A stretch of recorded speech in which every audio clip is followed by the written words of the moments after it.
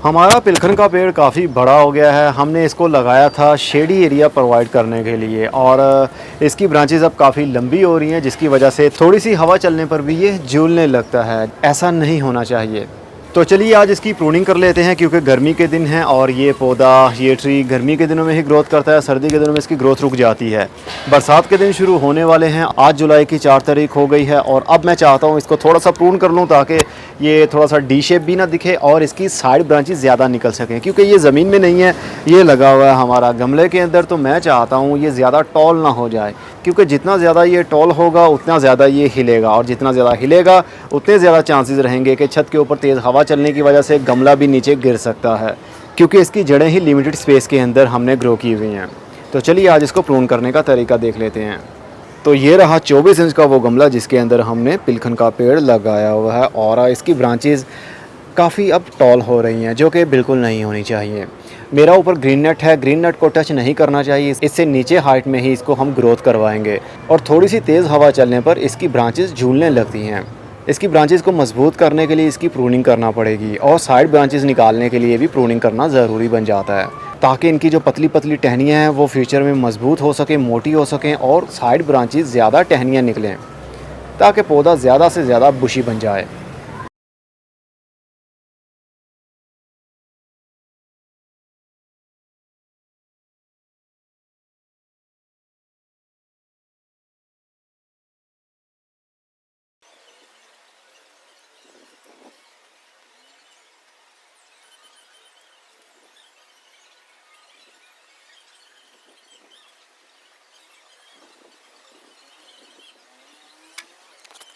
मैंने बहुत सारी ब्रांचेस को ऊपर से काट दिया है, तकरीबन 3 से 4 इंच की सारी ब्रांचेस मैंने काट दी हैं।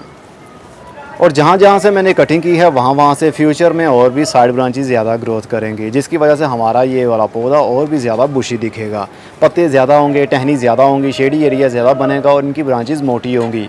तेज़ हवा चलने पर भी ये दरख्त जल्दी हिल नहीं पाएगा। अब ये जो कटिंग्स मेरे पास आ चुकी हैं, इनको मैं अलग से ग्रो कर सकता हूँ, मतलब इनकी कलमें लगा सकता हूँ। बरसात का मौसम शुरू होने वाला है, अभी भी बारिश आने का इम्कान है, क्योंकि काफ़ी ठंडी हवा चल रही है और लग रहा है जैसे कि अभी इस साइड से बादल आ रहे हैं। बहुत जल्द बारिश भी आने वाली है, जो कि बहुत ही अच्छा इंडिकेट है हमारी कटिंग्स के लिए। आधी कोकोपीट और आधी मिट्टी लूँगा, उसके अंदर मैं हर कटिंग को लगा दूँगा।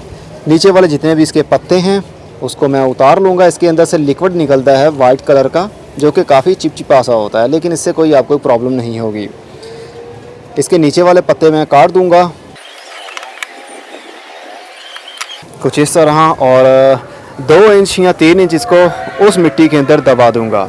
तो कितनी सारी ये कटिंग्स हैं, सारी ना भी कामयाब हुई तो कोई बात नहीं, कम से कम एक भी हमारा पौधा बन गया कटिंग के थ्रू, तो वो बिल्कुल मुफ्त का पौधा होगा। तो हमारे पास और भी पिलखन के पौधे बन सकते हैं। तो आपके पास भी ऐसे पौधे हैं जिनका शेडी एरिया आप बनाना चाहते हैं, और वो ज़्यादातर गर्मी के दिनों में ही, दरख्त जितने भी हैं गर्मी के दिनों में ज़्यादा वो ग्रोथ करते हैं। तो आजकल उसका मौसम है, आप प्रून कर सकते हैं अभी भी। और अगस्त से सितंबर के महीने में वो दोबारा से नई ब्रांचेज़ उनकी निकलने लग जाएंगी। और दिसंबर के महीने में भी चाहें तो इसको प्रून किया जा सकता है, क्योंकि वो ऑफ सीज़न होता है, ज़्यादा ग्रोथ नहीं बढ़ती उस मौसम में। लेकिन मेरा पौधा ये काफ़ी टॉल हो रहा था, इसलिए मुझे मजबूरी में इनकी प्रूनिंग करना पड़ी। प्रूनिंग आप 12 महीने किसी भी दिन कर सकते हैं, नो इशू। जब मर्जी आप प्रूनिंग कीजिए, आपको अच्छा रिजल्ट ही मिलेगा। प्रूनिंग करने से कभी पौधे की ग्रोथ रुकती नहीं है, बल्कि और डबल स्पीड से बढ़ने लगती है, और साइड ब्रांचेस ज़्यादा निकलने लगती हैं। तो आप भी अपने पौधों की प्रूनिंग कीजिए और उसको बुशी बनाइए।